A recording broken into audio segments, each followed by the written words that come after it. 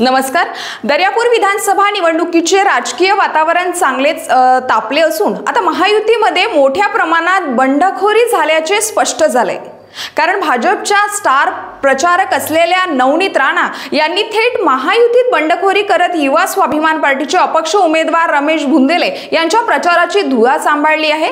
तर दर्यापूर तालुक्यातील रामतीर्थ व येवदा येथे रमेश बुंदेले यांच्या प्रचारार्थ नवनीत राणा यांची भव्य सभा पार पडली। या दरम्यान नवनीत राणा यांनी बोलताना अभिजित अडसूळ व आनंदराव अडसूळ यांच्यावर वादग्रस्त वक्तव्य केले। 4 फूट व 1.5 फूट यांना अमरावती जिल्ह्यातून हकालपट्टी करायची आहे, तर या मतदारसंघात उबाठा उमेदवार निवडून दिल्यास तुमच्या घरापर्यंत तो पाईपलाईन टाकून दारू वाटेल, त्यामुळे अशा उमेदवारांना निवडून देऊ नये असे आवाहन यावेळी नवनीत राणा यांनी आपल्या भाषणातून केले आहे। आणि बंडखोरी केल्यानंतर भाजपामध्ये कोणतीही कारवाई होणार नाही याचा कोणत्याही पदाधिकाऱ्यांनी टेन्शन घेऊ नये असे सुद्धा नवनीत राणा यांनी म्हटलंय।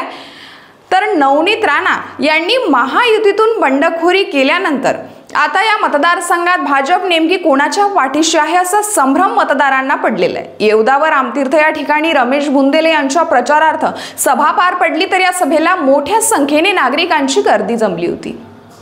कोणाचे खाल्ले?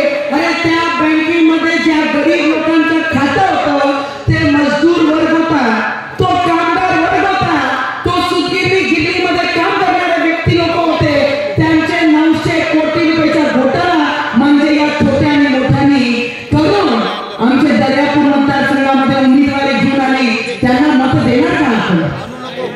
त्यांना मतदार करणार काय? मत देणार काय? दारू विकणारे माणसाला मत करणार काय? पैसे घेऊन आले।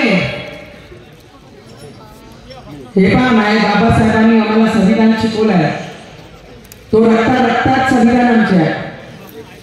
पण